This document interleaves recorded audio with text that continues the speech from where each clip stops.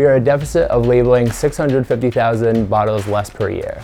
That's what the Krones company approached us with. The Krones company is a manufacturing company that manufactures filling and packaging systems throughout the world for various beverages and liquids. Due to the allowable maintenance of only 13 hours per year, the Krones company had to reduce their output of 650,000 bottles annually.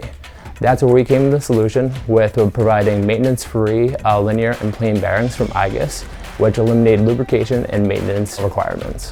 What advantages has this brought Krones company's bottling production? Firstly, it's helped greatly reduce the cost of lubrication and maintenance across our entire production line. Secondly, they have been able to produce that output and distribute the 650,000 bottles per year to their customers. Thirdly, the smooth running of the bearings has allowed the operators to save a lot of time with the production line running smoothly and quietly through the year. And finally, there's no interruptions through the production line and only has to be maintained once a year. To learn more about optimizing your manufacturing process by saving time and money, please click the link below.